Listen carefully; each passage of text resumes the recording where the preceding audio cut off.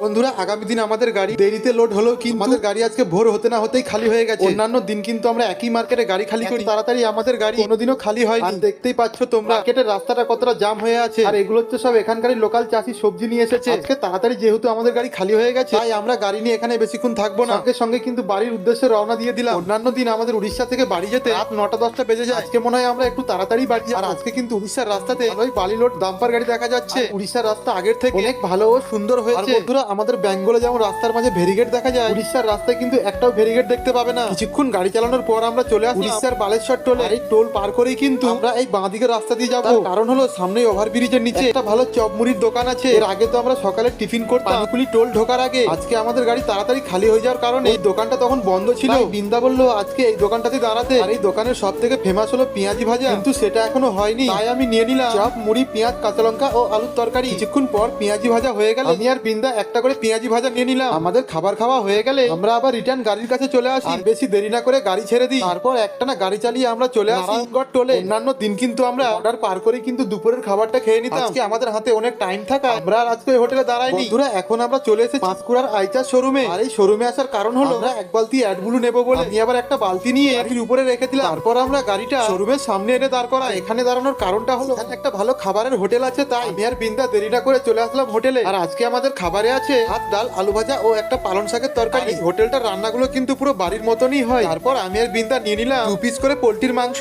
এই হোটেলে আমরা কিন্তু আগেও খাবার খেয়েছি, যেই দিনেই খাবার খেয়েছি আমরা সেই দিনেই কিন্তু পোল্ট্রির মাংস থাকতো না। আজকেই প্রথম এই হোটেলটায় পোল্ট্রির মাংস খেলাম। রান্নাটাও ছিল কিন্তু ভালোই সুস্বাদু। আর এই হোটেলটায় 2 পিস করে পোল্ট্রির মাংস নিয়ে আমাদের দুজনের বিল হলো 180 টাকা। তারপর আমরা সোজা গাড়ি চালিয়ে এখন চলে আসলাম কোলাঘাট। কোলাঘাটে আজকে কিন্তু বড় বড় গাড়িগুলোকে কিন্তু নো এন্ট্রি বলে আটকে দেওয়া আছে। বন্ধুরা, ডানকুনি টোল পার করতে না করতেই কিন্তু আমরা আবার জামে পড়ে গেলাম। বন্ধুরা, আমাদের ভিডিও ভালো লেগে থাকলে অবশ্যই লাইক ও একটা কমেন্ট দিও।